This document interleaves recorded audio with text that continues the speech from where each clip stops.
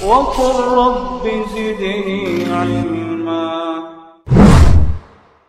طيب نأخذ الفوائد من الآيات الثلاثة التي سبق تفسيرها بالأمس. بقي نأخذ الفوائد.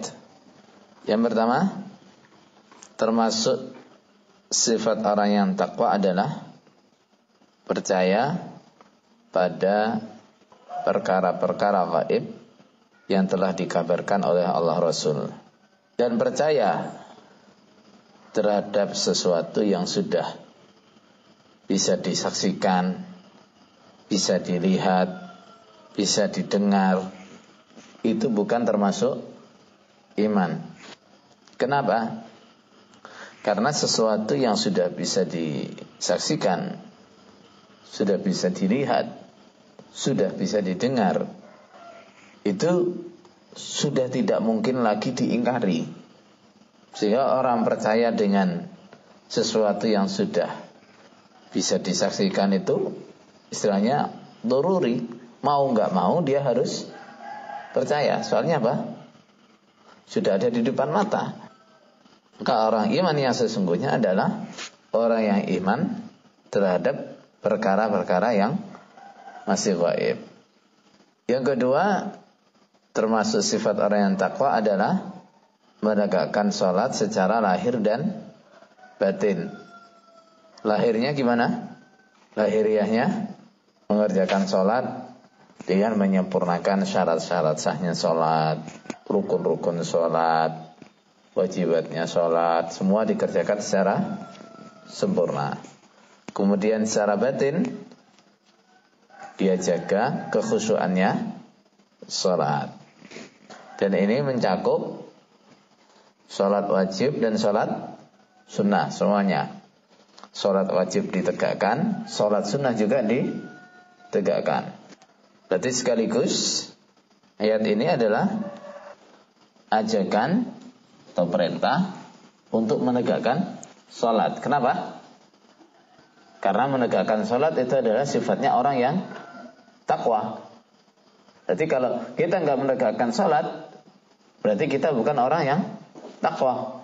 Kemudian yang kelima, termasuk sifatnya orang yang takwa adalah menginfakkan sebagian rezeki.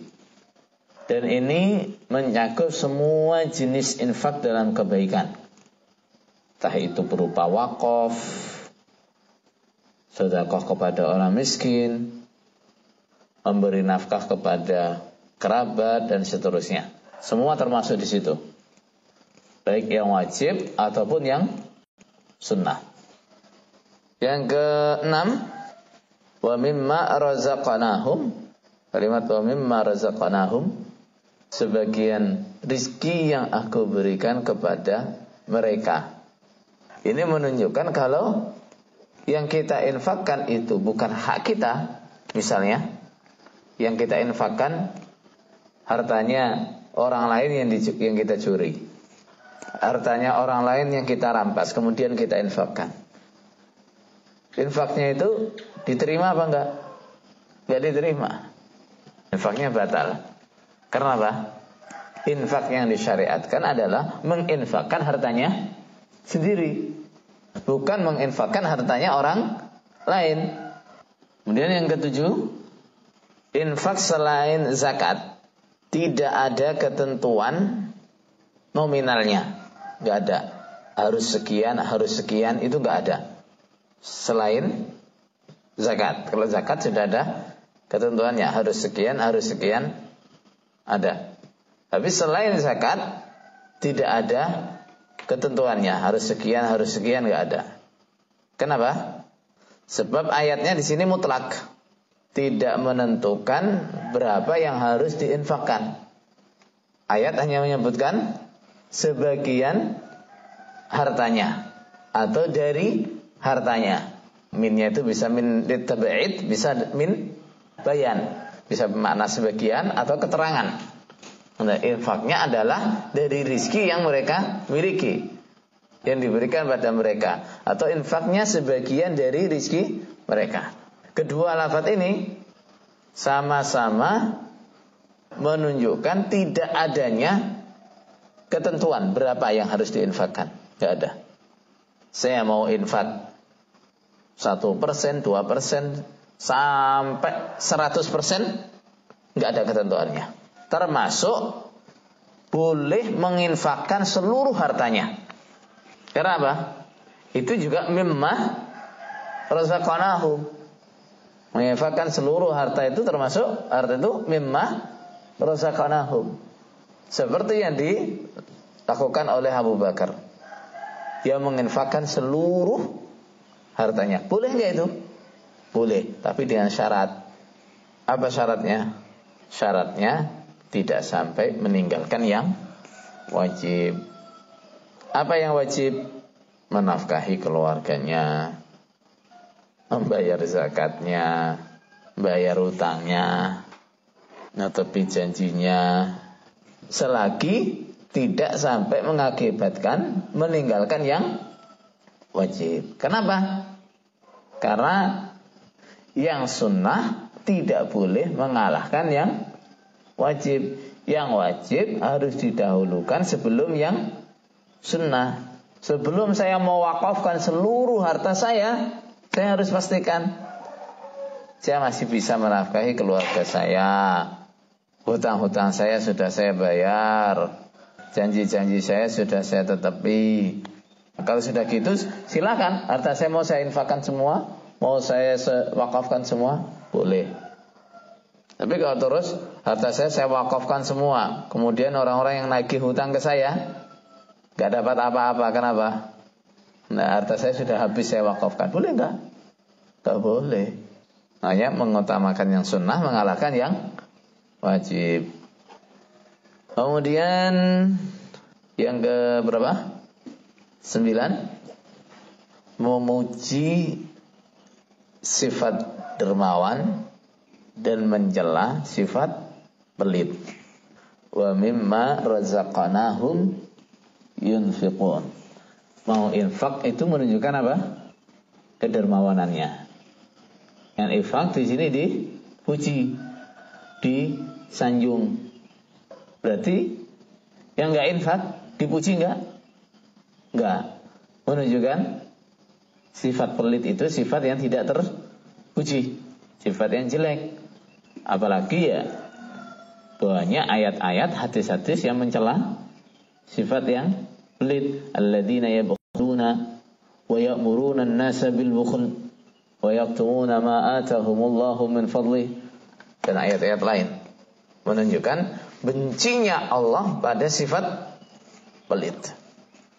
Kemudian yang 10, termasuk sifat orang-orang yang takwa adalah iman pada semua kitab yang diturunkan dari Allah, baik kitab itu yang diturunkan kepada Nabi Muhammad ataupun kepada nabi-nabi sebelumnya. Adapun iman kita kepada kitab-kitab sebelum Al-Quran sebatas iman percaya bahwa kitab-kitab itu turun dari Allah, begitu saja. Tidak untuk dijadikan sebagai dasar syariat, tidak. Kenapa? Karena kitab-kitab itu semua sudah dimansukh, diganti dengan Al-Quran. Sehingga kita hanya percaya bahwa kitab itu dulu asalnya adalah dari Allah. Kemudian yang selanjutnya, termasuk sifat orang yang takwa adalah iman pada hari akhir. Sifat yang ke-6. Kemudian faedah berikutnya adalah pentingnya iman pada hari akhir. Karena pentingnya iman pada hari akhir, Allah selalu menggandengkan iman pada hari akhir dengan iman kepada Allah. Innal ladzina amanu wal ladzina hadu wan nasara was sabiina man amana billahi wal yaumil akhir. Selalu iman pada Allah dan iman pada hari akhir. Ini menunjukkan apa? Pentingnya iman pada hari akhir. Apa pentingnya? Pentingnya iman pada hari akhir adalah iman kita kepada Allah dan kepada yang lain tidak sah kalau kita nggak iman pada hari akhir. Berarti iman pada hari akhir itu rukun apa bukan? Rukun iman. Iman kita kepada Allah, malaikat, nabi, kitab-kitab yang diturunkan oleh Allah, semuanya nggak sah kalau kita nggak iman pada hari akhir. Itu pentingnya. Kemudian orang yang tidak iman pada hari akhir tidak akan punya motivasi, semangat untuk beramal soleh. Kenapa? Karena tujuannya orang amal soleh itu untuk persiapan di hari akhir. Nah, untuk persiapan di hari kiamat nanti. Nah, kalau orang nggak percaya untuk pada hari akhir, maka dia tidak akan punya motivasi, nggak akan punya semangat untuk beramal soleh. Akhirnya yang dia kerjakan, kerjanya dia, semua tujuannya untuk dunia saja. Dia nggak percaya dengan hari akhir. Apapun yang dia kerjakan, pokoknya orientasinya adalah dunia. Termasuk apapun akan dia kerjakan, entah mencuri, entah merampok, entah korupsi, entah riba, apalagi entah jual beli haram dan seterusnya, semua dikerjakan, yang penting ada keuntungan duniawinya. Kenapa? Dia nggak iman pada hari akhir. Semua pelanggaran, semua keharaman, yang penting dia suka, dia kerjakan. Kenapa? Dia nggak iman pada hari akhir. Kemudian jaminan hidayah dan keberuntungan untuk orang yang memiliki 6 sifat tadi. Ulaika ala hudan min rabbihim wa ulaika humul muflihun. Orang yang memiliki 6 sifat itu sudah dipastikan dia dapat hidayah. Sudah dipastikan dia pasti beruntung. Dan yang terakhir, manhaj yang benar, jalan yang benar adalah manhaj atau jalan orang-orang yang memiliki 6 sifat itu. Menyelisihi 6 sifat itu sudah mesti salah. Kenapa? Karena yang dinyatakan dapat hidayah, yang dinyatakan benar ya hanya orang yang memiliki 6 sifat itu. Berarti kalau enggak memiliki 6 sifat itu berarti salah. Nah, kemudian yang dipahami adalah bahwa ke-6 sifat itu keberadaannya pada seseorang itu tidak sama. Itu tidak sama. Sebagian orang lebih sempurna daripada yang lain. Sebagian orang memiliki 6 sifat itu pada dirinya tapi sangat sedikit. Nah, ini mempengaruhi kesempurnaan iman atau hidayahnya, juga kesempurnaan janji. Janji Allah apa? Janji Allah memberikan mereka keberuntungan. Artinya, yang memiliki sifat itu secara sempurna berarti imannya sempurna. Yang memiliki 6 sifat itu tapi kurang, berarti imannya kurang. Begitu juga terhadap janji Allah. Janji Allah menjadikan mereka orang yang beruntung. Dijamin apa? Pasti masuk surga, selamat dari neraka. Itu kalau sifat 6 itu sempurna pada dirinya. Tapi kalau kurang, ya janjinya dikurangi. Ada yang ya masuk surga, tapi harus masuk neraka dulu, gitu. Ada yang masuk surga, ya, tapi harus dihisab dulu dengan hisaban yang rumit. Ada yang masuk surga tanpa hisaban. Tergantung sempurna dan tidaknya 6 sifat itu pada dirinya.